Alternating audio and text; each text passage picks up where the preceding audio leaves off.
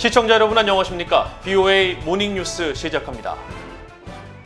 조 바이든 대통령이 2022 회계연도 예산안을 의회에 제출했습니다.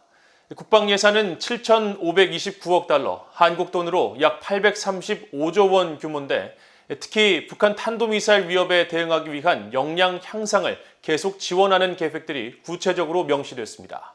첫 소식 안소영 기자가 보도합니다. 조 바이든 대통령이 28일 의회에 6조 달러 규모의 2022 회계연도 예산안을 제출했습니다. 국방 예산은 7,529억 달러, 한국 돈으로 약 835조 원 규모며 이 가운데 국방부 예산은 7,150억 달러, 한국 돈으로는 792조 원이 넘습니다.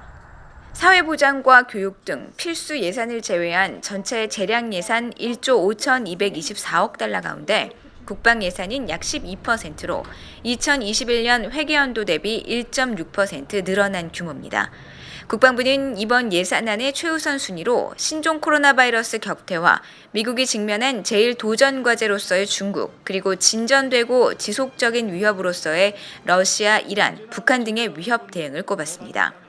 특히 북한의 경우 국방부는 북한 정권의 핵무기 프로그램과 공격적인 사이버 수단, 그리고 정권의 안보 강화와 불량 국가인 자국의 영내, 국제적 영향력 확대를 위한 기타 불안정한 활동의 지속적인 위협에 직면해 있다고 밝혔습니다.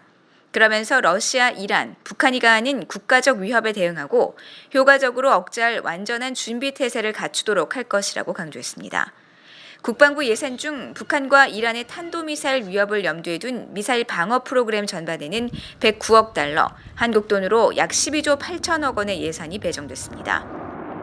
성능과 사거리가 우수한 패트리어트 팩3와 SM3 개량형, 고고도 미사일 방어체계 사드 프로그램에 대한 전술 항공과 미사일 방어 요격기 확대 계획안이 포함됐습니다. 미국 국방부는 한국, 일본, 호주와의 동맹의 중요성을 강조하고 미얀 동맹과 관련해서는 한반도와 더 넓게는 인도태평양 영내 안보와 안정의 핵심 축이라고 밝혔습니다. 바이든 대통령은 국무부와 국제개발청 예산으로는 410억 달러, 약 45조 4천억 원을 요청했습니다. 특히 국무부의 비확산 활동에는 국제원자력기구 IAEA에 대한 자발적 기여로 8,800만 달러가 책정됐는데 국무부는 이란과 시리아, 북한이 핵확산 금지 의무를 준수하도록 하는 미국의 노력은 IAEA의 검증 활동에 크게 의존하고 있다고 밝혔습니다. 바이든 대통령이 의회에 제출한 예산안은 행정부의 정책 우선순위에 따른 예산을 제시한 것으로 의회 심의와 승인을 거쳐야 합니다. BOA 뉴스 안소영입니다. 조 바이든 대통령이 미국의 현충일인 메모리얼 데이를 맞아 워싱턴 근교 알링턴 국립묘지를 찾아 헌화를 하고 참전 용사들의 희생과 넋을 기렸습니다. 바이든 대통령은 31일 질 바이든 여사와 카말라 해리스 부통령, 로이드 오스틴 국방장관 등과 함께 메모리얼 데이 기념식에 참석해 미군 참전 용사들과 전사자들을 기리면서 참전 용사들은 미국을 위해 목숨을 바쳤지만 미국인들의 마음속에 영원히 살고 있다고 강조했습니다. 또 모든 미국인들은 참전 용사들의 희생을 바탕으로 오늘날 미국의 번영이 있음을 기억하고 영웅들의 희생 정신과 업적을 기릴 것이라고 말했습니다.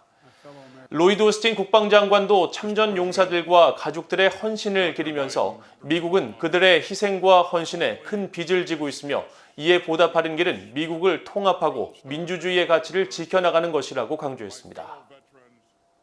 로버트 에이브럼스 주한미군 사령관이 미국의 현충일 메모리얼 데이를 맞아 조국을 위해 희생한 효국 영령들을 기리고 한국의 평화와 안정을 수호하기 위해 최선을 다할 것을 강조했습니다. 에이브럼스 사령관은 31일 주한미군의 메모리얼 데이 기념식 기념사를 통해 한국전쟁에서 목숨을 바친 참전 용사들을 기억하고 애도한다면서 한국의 평화와 안정을 지키기 위해 최선을 다해 그들의 희생을 헛되지 않고 가치 있게 만들어야 한다고 말했습니다. 로버트 랩슨 주한 미국 대사 대리도 이날 사회 연결망 서비스를 통해 메모리얼 데이를 맞아서 가평과 펀치볼 등 한국전쟁 격전지를 찾아 한국의 자유수호를 위해 피 흘린 미군 장병들을 추모했다고 밝혔습니다. 한편 한미동맹재단과 주한미군 전후회는 미국 메모리얼 데이와 한국 현충일을 기념해 다음 달 6일까지 미한 공동 추모 주간으로 선포한다고 밝히고 한국전 참전용사들의 희생 덕분에 양국 국민들은 피로 맺어진 공고한 동맹을 유지하고 있는 만큼 이들의 희생을 기억하고 추모하는 시간을 가질 것을 제안했습니다. 최근 미한 정상회담에서 미한 미사일 지침을 종료한 데 대해 북한이 자신들을 향한 적대 행위라고 주장하며 반발했습니다. 또 문재인 한국 대통령에 대해 비루한 꼴, 역겹다 등의 표현을 써가며 원색적으로 비난했는데 한국의 전문가들은 미국과 한국 정부를 싸잡아 비난한 북한이 미국과의 대화에 나서지는 않을 것으로 관측했습니다. 김영교 기자가 보도합니다. 북한의 대외 관영 매체인 조선중앙통신은 31일 무엇을 노린 미사일 종료 지침인가라는 제목의 글을 통해 미국의 미한 미사일 지침 종료 처사는 고의적인 적대 행위라고 주장했습니다.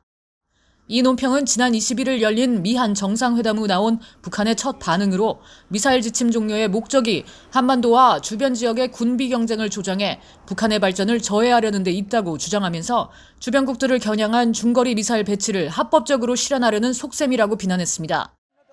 그러면서 이번 조치가 미국의 오산이며 북한의 관역은 한국군이 아닌 대양 너머 미국이라면서 강대강, 선대선의 원칙에서 미국을 상대하겠다고 위협했습니다.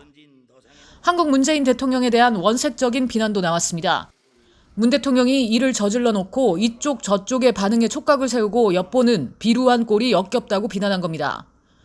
한국의 전문가들은 미국이 대북정책 검토를 마치고 미한 정상회담을 통해 북한과 대화 재개를 촉구한 상황에서 북한이 비난 섞인 반응을 보인 건 조기 대화 복귀보다는 기싸움을 더 벌이겠다는 의도를 드러낸 것이라고 분석했습니다. 특히 실용적 접근 최대 유연성 같은 표현들을 꼭 집어서 이게 권모술수다라고 얘기를 한 거는 지금 당장 이 미국과의 대화에 나올 생각이 없다라는 그런 입장으로도 볼 수 있어요. 재판단에는 북한이 당분간 대미 압박을 지속해서 미국을 좀 더 구체적인 조치를 끌어내려고 하는 그런 모습을 일으키는 게 있고요. 민간 연구기관인 한국국가전략연구원 문성묵 통일전략센터장은 북한이 미한 정상회담 결과 중에서 미사일 지침 종료를 우선 문제 삼은 건 추후 자신들의 도발 행위에 명분을 쌓기 위한 의도를 내비친 것이라고 진단했습니다. 이번에 미국의 이중적인 정책이라고 얘기를 했단 말이죠. 그리고 자기들이 핵미사일 개발한 게 정당하다라고 하는 것을 다시 한번 이야기를 해주고 앞으로 문제가 발생하면 자기들이 도발을 하더라도 명분을 한국이나 미국으로 돌릴 수 있는 그런 구실을 이제 염두에 둔 거라고 생각이 돼요. 북중 관계 전문가인 통일연구원 전병권 박사는 미사일 지침 종료가 주변국을 겨냥한 중거리 미사일 배치를 목표로 하고 있다는 북한의 비난에 주목하면서 중국에 대한 위협을 의도적으로 부각시켜 중국과 미한 양국의 틈을 벌리고 북중 관계는 강화하려는 저의가 깔려 있다고 내다봤습니다. 미사일 사거리가 제한이 이제 완화되고 그러면은 그것이 사실은 중국한테도 내심 불편한 그런 측면이 분명히 있고 결국 미국에 대해 중국 견제에 한국이 동참하는 것이 아니냐 뭐 이런 우려도 좀 중국 측에 있는데 지금 중국은 어떻든 간에 한중 관계를 좀 고려해서 얘기하고 있지 않은데 그것을 대신 지금 북한이 얘기를 해줌으로써 북중 관계의 어떤 긴밀함 뭐 이런 것들도 한편으로 노리는 그런 측면도 좀 있는 것 같습니다.